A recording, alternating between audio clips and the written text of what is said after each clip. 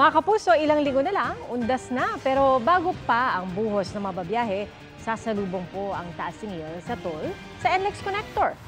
Nakatutok si Von Aquino.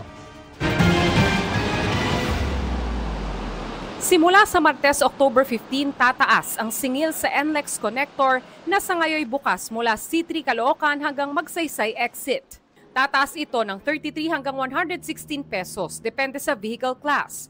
Ayon sa Metro Pacific Tollways Corporation, isang taon matapos buksan ng Section 2 ng NLEX Connector mula Espanya Boulevard sa Maynila hanggang Magsaysay, ngayon lang sila nagtaas ng toll matapos aprubahan ng Toll Regulatory Board o TRB. So basically, almost 1 year nating ginawang libre yung Section 2. So marami na tayong motoristang nakinabang dito sa libreng section na to ng NLEX Connector. Parte na rin ito ng konsiderasyon ng MPTC, ng NLEX, para hindi masyadong malaki yung impact nito sa mga users natin.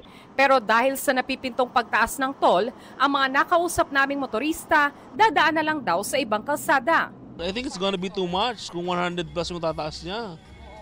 Ngayon ba magkano? Sobrang bigat. Yung kinikita namin, mapupunta lang dito sa pagtaas ng toll fee. I might as well just take a 2-hour drive so I don't have to spend as much. Ayon sa MPTC, bago matapos ang taon, inaasahang matatapos ang buong NLEX Connector project at muli silang hihiling ng toll adjustment sa TRB. Para sa GMA Integrated News, Von Aquino, nakatutok, 24 oras.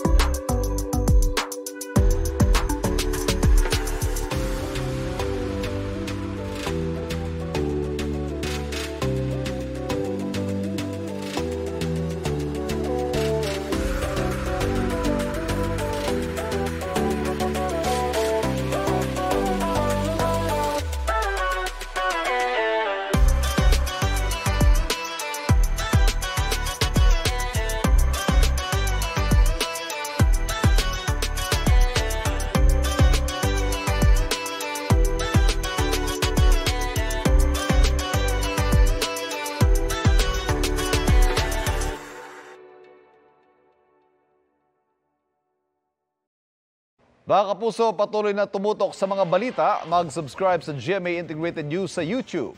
Sa mga kapuso abroad, samahan niyo kami sa GMA Pinoy TV at www.gmanews.tv.